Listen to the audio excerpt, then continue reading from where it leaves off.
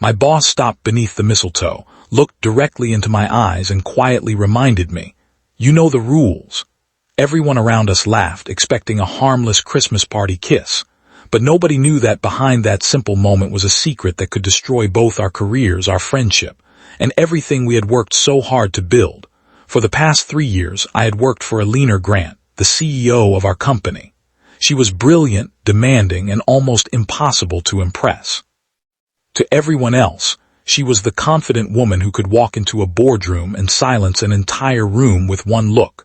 But I had seen another side of her.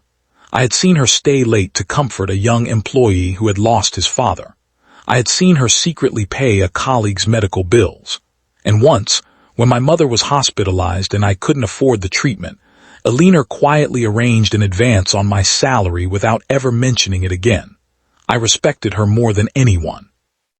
That was why I had spent months trying to ignore the feelings growing between us.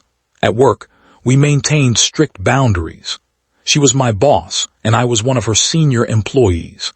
Nothing could happen. I repeated that to myself every time she smiled at me during a meeting, every time our hands accidentally touched while reaching for the same document, and every time I caught her watching me when she thought I wasn't looking. Then came the Christmas party.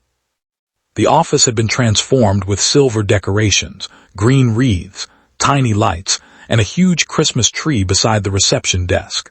Music filled the room while employees laughed, exchanged gifts, and forgot about deadlines for one evening. I had almost managed to relax when Alina walked toward me wearing a simple dark green dress.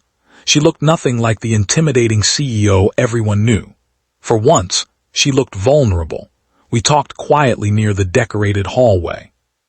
She thanked me for staying late during the company's difficult financial year. I told her she didn't have to thank me. She smiled and said she did.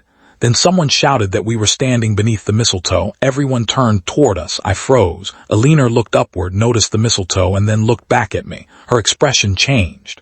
For several seconds, neither of us moved. Then she whispered those words, "You know the rules." The room erupted in laughter. But instead of kissing me, Alina stepped back. She smiled for everyone, raised her glass, and walked away. I stood there confused, embarrassed, and strangely hurt. A few minutes later, I found her alone on the office balcony. Snow was beginning to fall outside, covering the city in white. She admitted that the mistletoe wasn't the real problem. The real problem was that someone on the executive team had discovered rumors about us and was preparing to use them against her. Then she told me something that made my stomach drop. A board member was trying to remove her. As CEO, they planned to claim that our relationship had created a conflict of interest, even though we had never actually been together. Alina had spent years building the company after inheriting it from her father. Losing it would mean losing everything she had sacrificed for.